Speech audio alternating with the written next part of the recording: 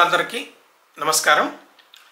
పులి కన్ను wide I ఛానల్లోకి మీ అందరికీ స్వాగతం. వచన కవిత నిర్మాణ కళ ఈ పరంపరలో మనం ఈ రోజున 10వ సంచికలోకి వచ్చాం. ఇప్పటిదాకా నేను వేరు వచన కవిత సంపుటులను గురించి, విడిగా ఉన్న వచన కవితలను గురించి, అంటే ఒకే ఒక వచన కవితను గురించి కూడా ఒక సంచిక చేశాను. ఎలా చేస్తూ వస్తున్నాను. ఈ క్రమంలో ఈ రోజున నిజం శ్రీరామమూర్తి గారు, ఆయనకి ఈ పేరుతో ఇప్పుడు ఎక్కువగా అందరికీ తెలుస్తున్నారు, గార శ్రీరామమూర్తి గారు ఆయన. వీరితో నా పరిచయం ఒక పత్రికలో వ్యాసం రాయవలసిన అవసరం కారణంగా నాకు కలిగింది. బహుశా 2009లో అనుకుంటాను. ఆంధ్రజ్యోతి దినపత్రికలో సుమతి శతకం మీద పెద్ద వ్యాసం రాశాను. దాంట్లో ఉన్న నేను అవలంబించిన సామాజిక చింతన ఆయనకు నచ్చి ఆయన ప్రధానంగా ఆయన పత్రికా ఎడిటర్. ఆయన అప్పుడు సూర్య అనే దినపత్రికలో పనిచేస్తూ ఉన్నారు, ఎడిటర్గా ఉన్నారు. ఆయన నాకు ఫోన్ చేసి మా పత్రిక వ్యాసాలు రాయండి అన్నారు.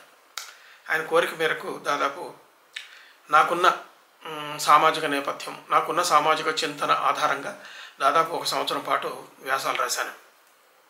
ఆయన అంతకుముందు కూడా వేరే పత్రికల్లో పనిచేశారు. ఆ తర్వాత మన తెలంగాణ పత్రికలో ఎడిటర్గా చాలా కాలం చేశారు.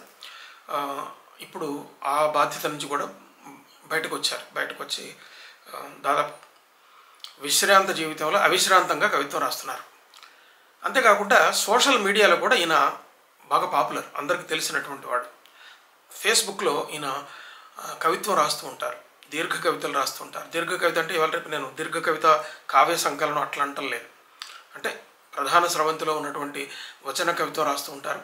అట్లాగే చిన్న కవితా రూపమైనటువంటి కవితా రూపాలలో కూడా ఆయన కవిత్వం రాస్తూ ఉంటారు. ఈ రోజున నేను ఆయన ఒక ప్రక్రియలో ఆయన కవిత్వం రాయటం మొదలుపెట్టారు.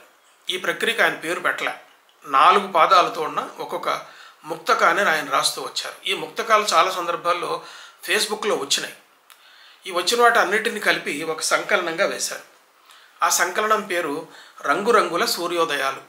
చూడండి, ఇది రంగురంగుల సూర్యోదయాలు అని చెప్పి ఆయన దీనికి పెట్టిన పేరు. ఇది పుస్తక రూపంలో వచ్చింది. ఇది ఆయన బొమ్మ, ఆయన ఫోటోను ఎలా చూడొచ్చు మీరు. అయితే ఈ రంగురంగుల సూర్యోదయాలు అన్నది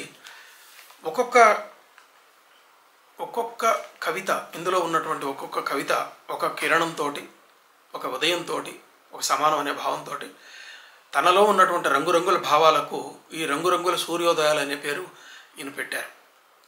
ఇందులో దాదాపు ఒక్కొక్క పేజీకి ఆ పేజీ నిర్మాణం ఎలా ఉంటుంది, ఆ పద్య నిర్మాణాలు ఎలా పెట్టారు అన్నది కూడా మీకు స్క్రీన్ మీద చూపిస్తాను నేను. అలా ఒక 108 పుటలలో 5 పద్యాల చొప్పున 108 పంక్తులలో 5 పద్యాల చొప్పున, అంటే దాదాపు 550 పద్యాలు ఈయన ఇందులో రాశారు. ఈ ప్రక్రియను గురించి కొంత మనం చెప్పుకోవాలి. ఈ ప్రక్రియ గురించి చెప్పినప్పుడు నాకు చాలా కాలం క్రితం వచ్చినటువంటి మినీ కవిత అన్నది గుర్తొచ్చింది. ఒకటి మినీ కవిత అన్నది ఆ రోజుల్లో దాదాపు 80 దశకం, 75 ప్రాంతాల్లోనే మొదలైనట్టుంది. 80వ దశకంలో ఇది బాగా విస్తృతంగా పాపులర్గా ఉండింది. ఈ మినీ కవిత అన్నది అప్పట్లో కవితలన్నీ చాలా పొడుగ్గా 1 పేజీ, 2 పేజీలు, 3 పేజీలు వచ్చే కవితలు కూడా ఉండేవి.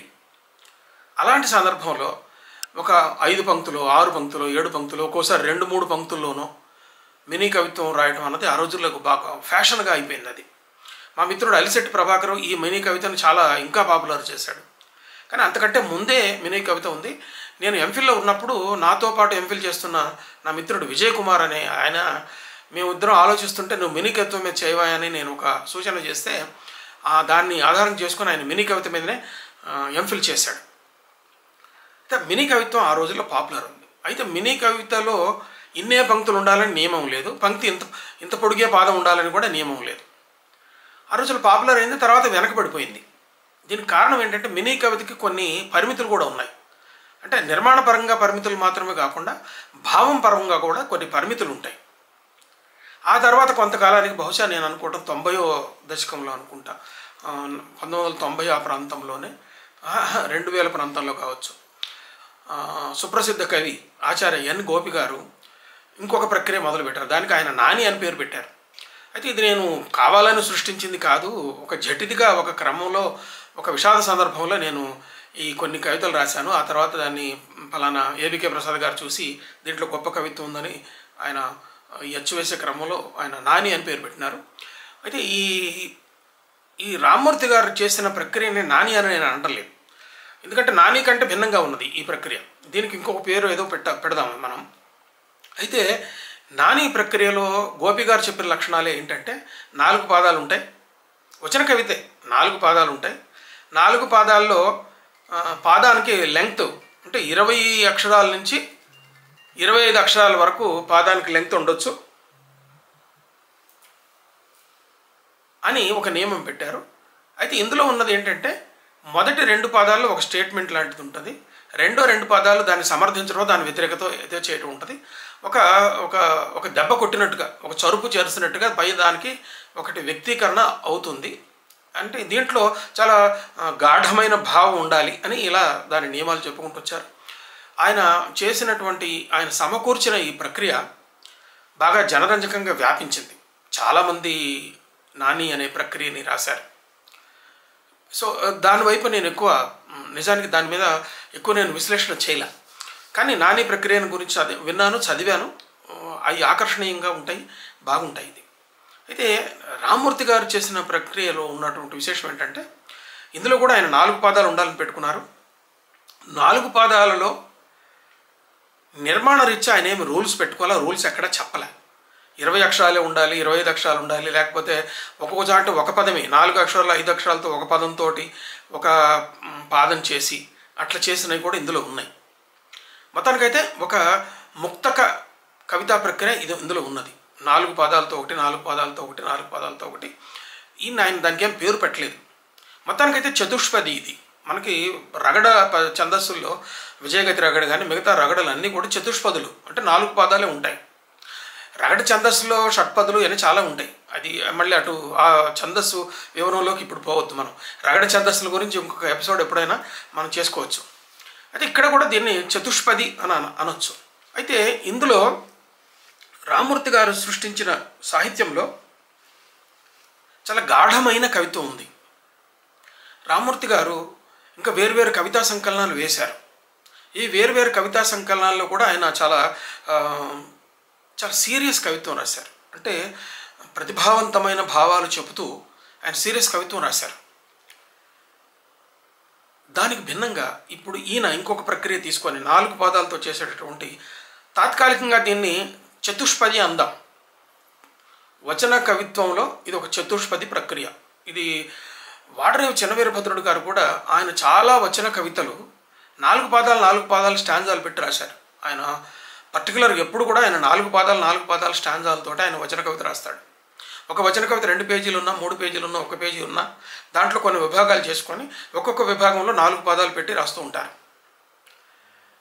శ్రీరామ్మూర్తి గారు 4 పాదాల విభజనతోటి ఆయన ముక్తకాలు రాసుకుంటూ వెళ్ళారు. అయితే ఇందులో ఉన్నటువంటి లక్షణాలు కూడా ఒకసారి నేను వీటిలో ఉన్న లక్షణాలు చెప్తాను. ఈ 4 పాదాల్లో ఆయన ప్రతి దాంట్లోనూ ఇదే నిర్మాణం ఉండాలని ఆయన పర్టికులర్గా ఎక్కడ చెప్పలే, ఆయన భావించలేదు కూడా.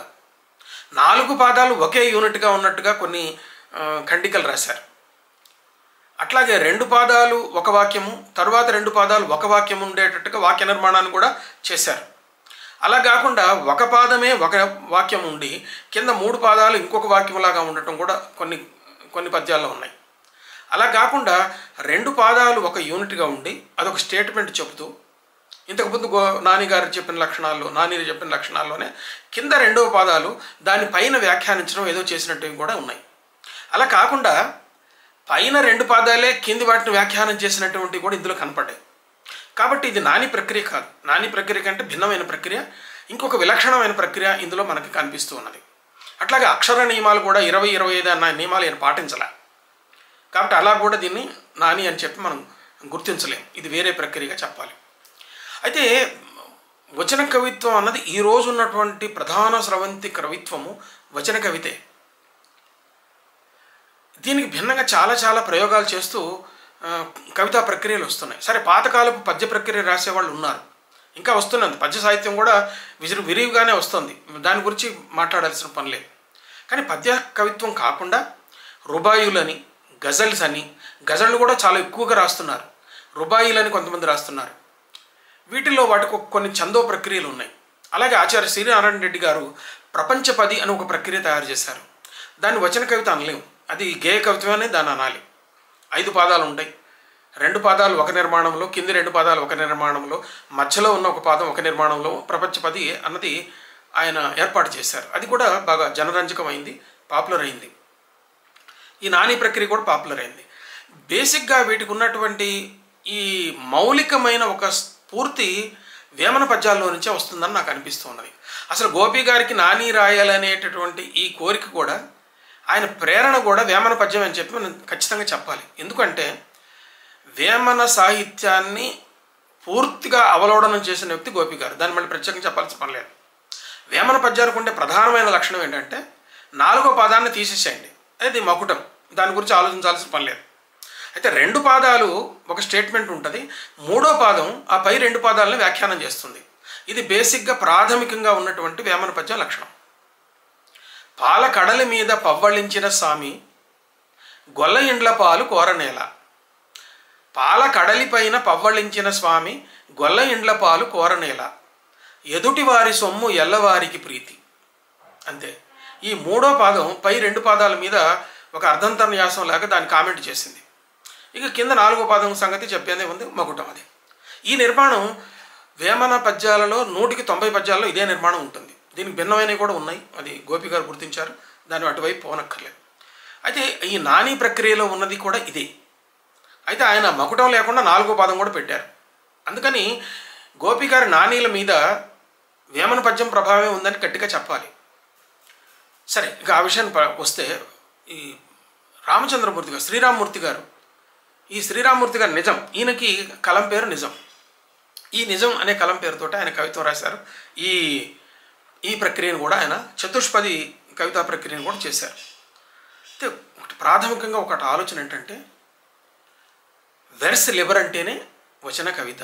వచన కవిత అంటేనే నిర్మాణపరమైనటువంటి అన్ని నిబంధనలు తీసివేసిందే వచన కవిత. అన్ని నిబంధనలు తీసివేసిందే వచన కవిత. దానికి భిన్నంగా మరికొన్ని నియమాలు పెట్టడం అన్నది వచన కవిత నుంచి కొంచెం దూరంగా జరిగినటువంటి కొత్త ఆలోచనలు. ఇది వచన కవిత నుంచి దూరంగా జరిగిన ప్రక్రియలే అని చెప్పొచ్చు.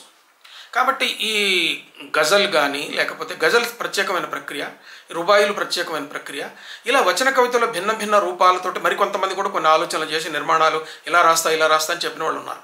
ఇవి అన్నింటినీ కూడా వచన కవిత ప్రక్రియ, అసలైన ప్రక్రియ వచన కవిత అయితే వీటిని ఉప ప్రక్రియలను కానీ, లేకపోతే భిన్న ప్రక్రియలు కానీ వీటిని మనం గుర్తించవచ్చు.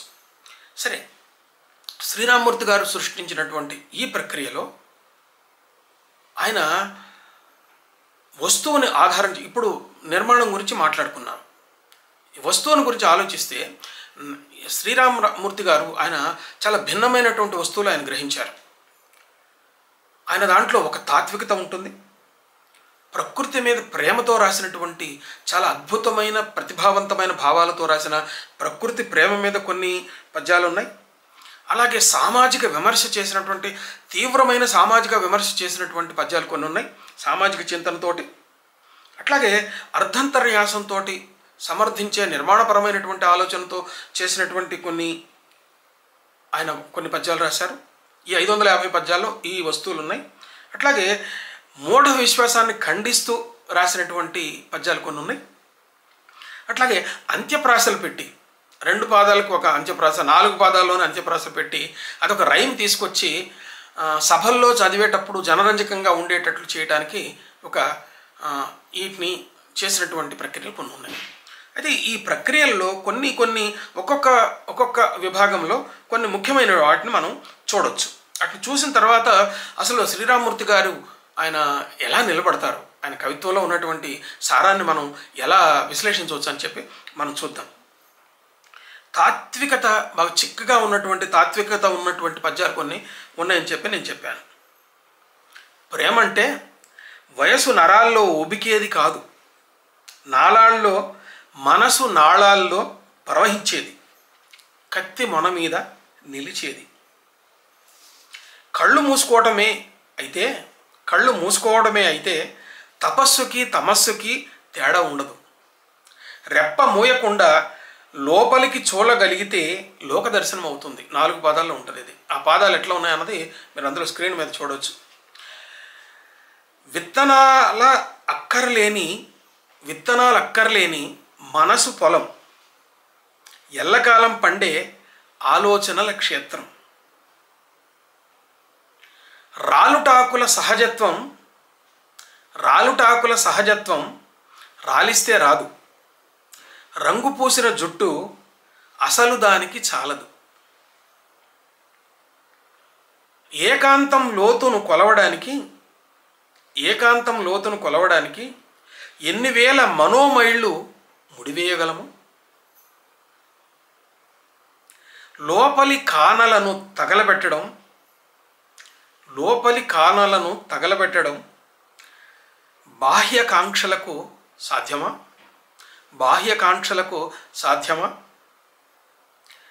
ఎంత వెదకినా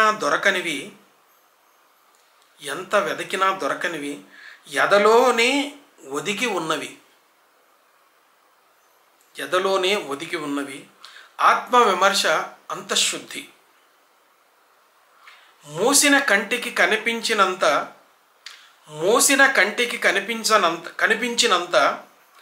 తెరచిన నేత్రం కనలేదు. అంతర్లోక వైశాల్యం బాహ్యానికి ఉండదు. ఇలా ఒక తాత్వికతను చెప్పే పద్యాలు చాలా ఉన్నాయి.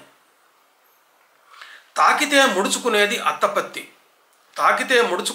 అత్తపత్తి, స్వేచ్ఛకు సంకేతం. జోస్యాన్ని సహించని చైతన్యం, తనను బతకనివ్వడమే తత్వం. ఈ తాత్వికత చాలా ఇంకా ఎన్నో పద్యాల్లో ఒక తాత్వికతను చెప్తాడు శ్రీరామమూర్తి గారు. ఈయనకి ప్రకృతి అంటే చాలా మమేకమైపోతాడు. చాలా అద్భుతమైనటువంటి ప్రకృతి ప్రేమను వెల్లడించే పద్యాలు వీటిలో ఉన్నాయి. ఆయన అతివృష్టిని గురించి ఒక పద్యం రాస్తాడు. చాలా గమ్మత్తుగా ఉంది అతివృష్టిని గురించి రాసిన పద్యం. నీ ఇంటికి రాని అతిథి ఆవలి ఇంటిని పీకి పందిరి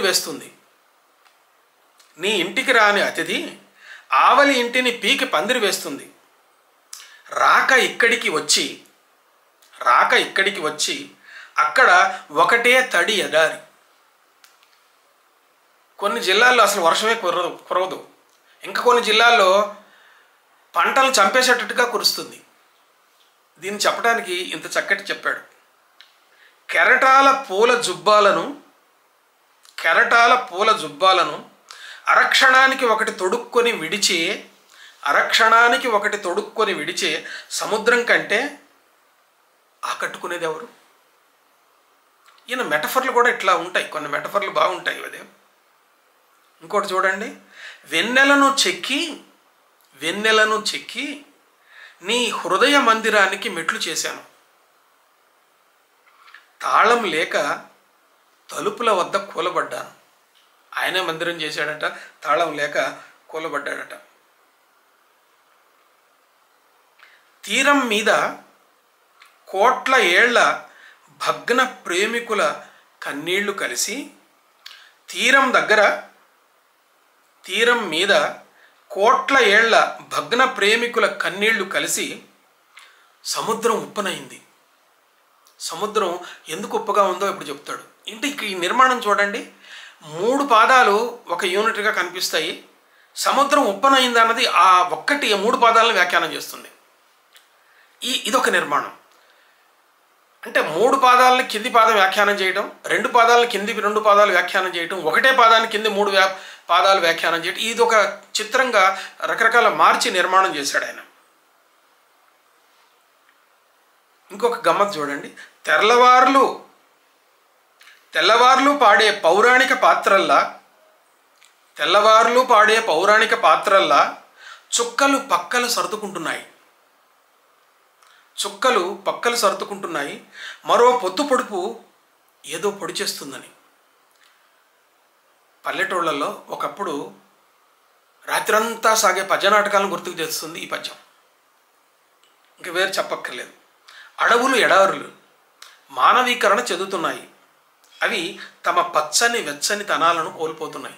ఈ పచ్చనితనం, వెచ్చనితనం, ఈ తనాన్ని విడిగివిడిగా ఇష్టం వచ్చినట్టు వాడారు కవులు, వచన కవితా కవులు.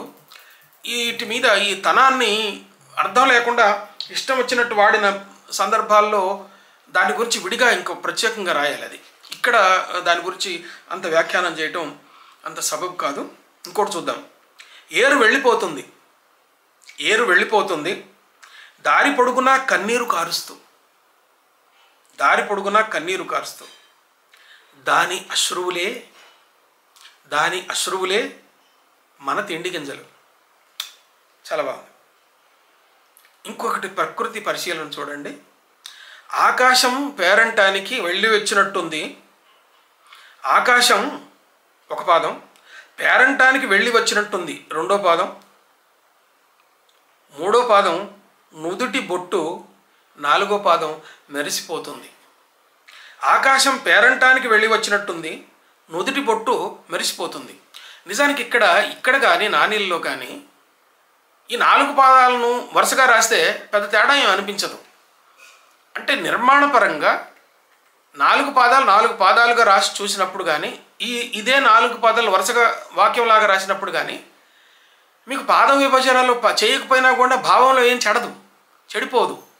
అంటే పాద విభజన అన్నది ఆర్బిట్రరీ అని ఇక్కడ అర్థమవుతుంది. అంటే పాదం ఆ పాదంలాగా ఉంటేనే సరికొత్త అర్థాన్ని చెప్పగలిగితే ఆ పాద విభజనకి అర్థం ఉంటుంది. అంటే ఈ పాదం ఇక్కడికి విరిచినప్పుడు అక్కడ ఏదో ఒక భావాంగం ఆగిపోతుంది, అక్కడ ఆపితే కొంత దానికి అర్థానికి ఇంకొంత వెసులుబాటు ఉంటుంది అని తెలిసినప్పుడు అది వేరే ఉంటుంది. అందుకే వచన కవితని ఈ రోజున పేరాలలాగా రాసి చూపిస్తున్నారు కొందరు కవులు. కానీ దానికి ధైర్యం కావాలి, దమ్ము కావాలి. లాగా రాసి ఇది కథ కాదు, వ్యాసం కాదు, అది కవిత అని చెప్పడానికి ఆ కవిలో చాలా గట్టి కవన శక్తి ఉండాలి. అంటే ప్రతి వాక్యంలో కూడా, వాక్యం లేని అవాక్యంలో కూడా చిక్కటి కవిత్వం కొట్టొచ్చినట్టు మీకు తెలిస్తేనే దాన్ని కవిత్వంగా గుర్తుపడతారు ఎవరైనా. లేకపోతే మామూలు వచనం అయిపోతుంది, అక్కడ తేలిపోతాడు. అందుకే కొద్దిగా ప్రతిభ తక్కువైనటువంటి కవులు ఇది పాదాలలాగా రాశాను, ఇది కవిత అని చెప్పడానికి ప్రయత్నం చేస్తారు, బుకాయిస్తారు. కానీ పాదాలు పెట్టి రాసిన కవిత్వం లేకపోతే అది కనపడుతూనే ఉంటుంది. అది ఇక్కడే కవి దొరికిపోతాడు. అది కవిత్వమా అకవిత్వమా అని దొరుకుతాడు. కానీ శ్రీరామమూర్తి గారి 4 పాదాలు ఈ కవితలో ప్రతి దాంట్లోనూ ఒక చిక్కనైనటువంటి భావాన్ని చెప్పడానికి ప్రయత్నం చేశాడు. ఇంకొకటి చూడండి, నాకు బాగా నచ్చింది ఇది. మేఘాలు తాగి తూగుతున్నాయి, పురవీధుల్లో దొర్లుతున్నాయి. ఒక చాలా గమ్మత్తైన ఒక మంచి ఊహ అన్నమాట అది. ఇలా ప్రకృతి చింతన తోటి, ప్రకృతి ప్రేమతోటి చాలా రాశాడు. వెన్నెల చీర అంటాడు, వెన్నెల చీరని నెయ్యడం అంటాడు. ఇంకా చాలా ఉన్నాయి, అన్నీ చెప్తే బాగోదు, వేరే ప్రక్రియలో మనం చెప్పుకుందాం. సమాజ చింతన కూడా ఈయనకు చాలా గట్టిగా ఉంది. సమాజం మీద చాలా తీవ్రమైనటువంటి విమర్శలు చేసినటువంటి పద్యాలు కొన్ని ఉన్నాయి. అన్నీ కాదు కానీ కొన్ని చూద్దాం మనం. అబద్ధం ఆడదు, మాయా దర్పణాలు సుబద్ధం ఆడవు, పేదరికం తగ్గింది పేదలు పెరుగుతున్నారు, పేదరికం తగ్గింది పేదలు పెరుగుతున్నారు. ఈ పేదలు పెరుగుతున్నారు అన్నది చివరి పాదం. జడ నిండా పూలు, మెడ నిండా నగలు, పూజలు వ్రతాల కటకటాలు. చూడండి, ఈ పద్య నిర్మాణంలో ఒకటి చెప్తుంది. ఇందులో చాలా తక్కువ అక్షరాలు ఉన్నాయి చూడండి. జడ నిండా పూలు ఒక పాదం, మెడ నిండా నగలు రెండో పాదం, పూజలు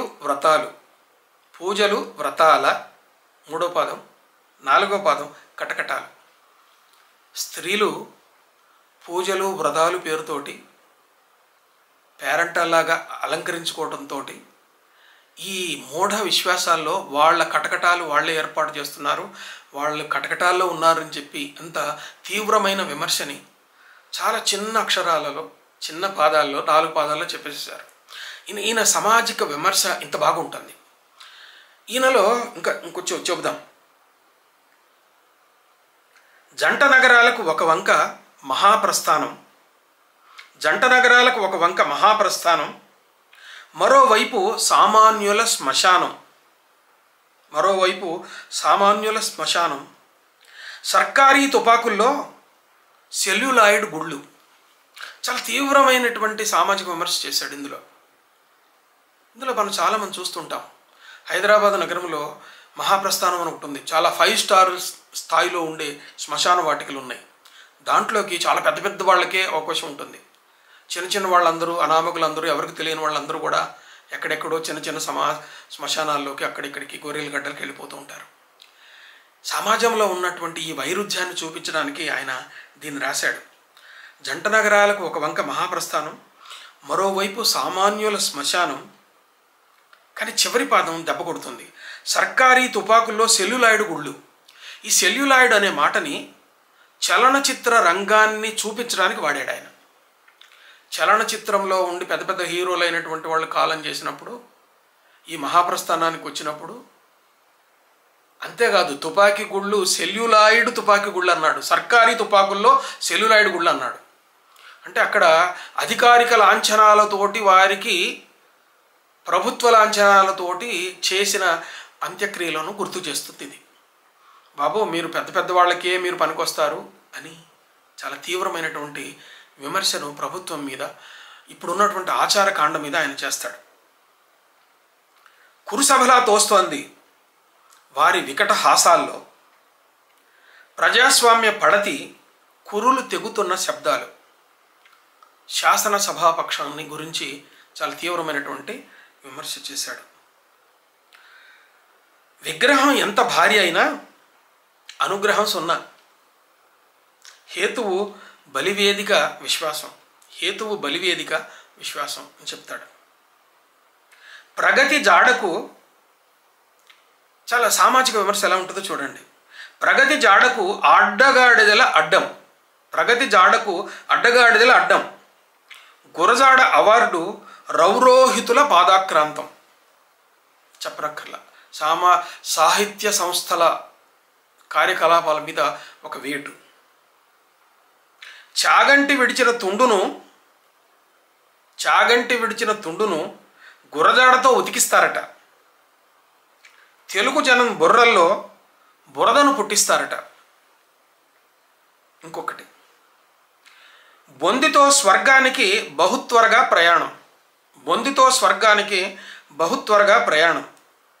చాగంటి గరికపాటి చేతి సునాయాసం, చాగంటి గరికపాటి చేతి సునాయాసం. తాము మాత్రం మట్టిలోనే కలుస్తారు. ఇది ఈనాడు కొనసాగుతూ ఉన్నటువంటి ప్రవచనాలు వగైరా వగైరా. స్వర్గానికి సంబంధించినటువంటి ఆలోచనలు, స్వర్గానికి ఎలా పోవాలి, నిర్యాణం ఎలా చెందాలి, మోక్షం ఎలా ప్రాప్తిస్తుంది అని చెప్పేటటువంటి వేరువేరు ప్రవచనకారుల ప్రవచనాల మీద ఒక కొరడాలాగా ఒక చేశాడు.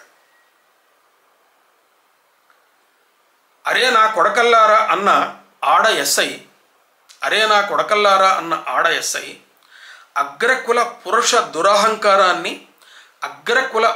దురహంకారాన్ని మోస్తున్న యూనిఫాము, యూనిఫామ్ అనలే, గుర్తించండి, యూనిఫాము అన్నాడు.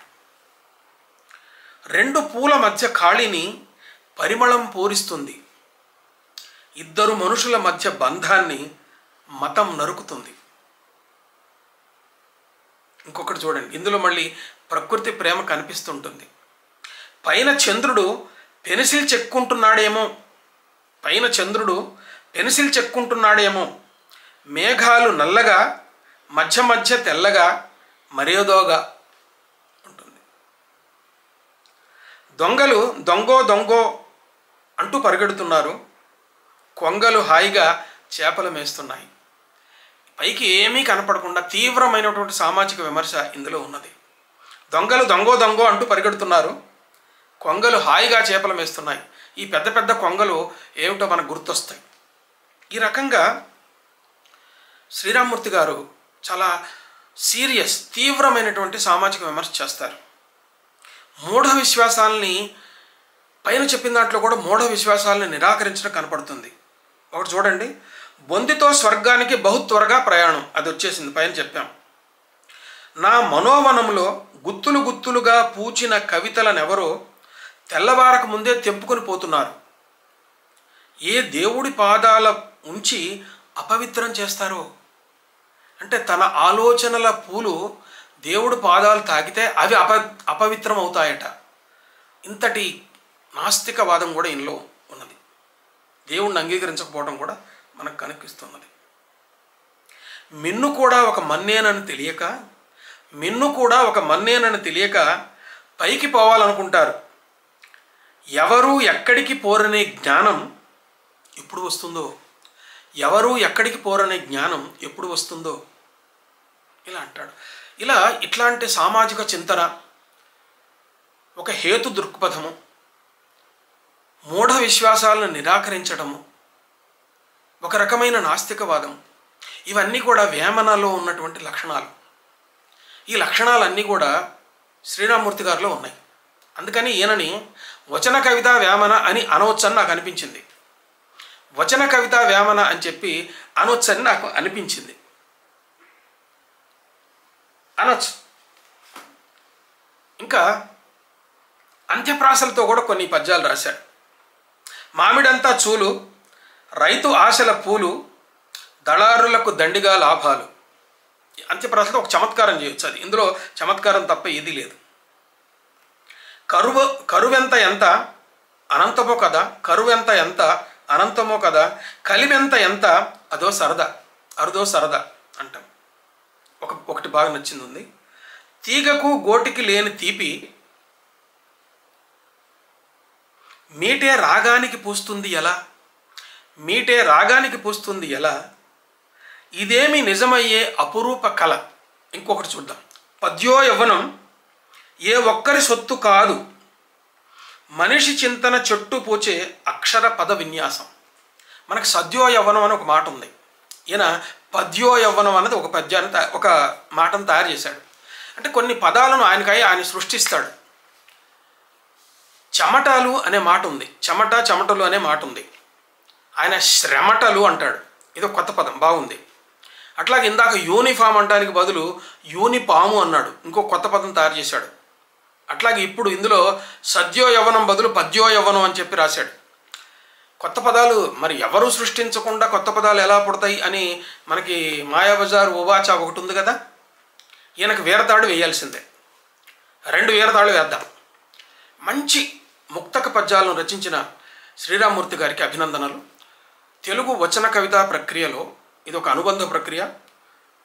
వీటన్నిటిని కూడా నానీలు కానీ వీటిని కానీ ఇంకా కొన్ని ఇవి కానీ వీటన్నీ కూడా వచన కవితకి అనుబంధ ప్రక్రియలు అని చెప్పొచ్చు. వచన కవితే, కానీ వచన కవిత అన్నది ఆ పూర్తి నిర్మాణంలో ఉంటేనే దాని అందం వేరు, అసలు ఆ ప్రక్రియకి లక్ష్యం వేరు. ఇందులో ఒక పోలిక ఇక్కడ మనం చెప్పొచ్చు. ఏంటంటే అది మినీ కవిత కానీ నానీలు కానీ ఇప్పుడు చెప్పినటువంటి ఈ చతుష్పదులు కానీ వీటికి ఉన్నటువంటి ఒక లక్షణం ఏంటంటే జటితిగా టక్కుమని ఒక భావాన్ని క్రియేట్ చేస్తాయి. ఉర్దూ గజల్లో కూడా ఒకటి షేర్ అట్లా అనగానే వా వా వా వా ఎంత బాగుంది అంత బాగుంది అంటారే.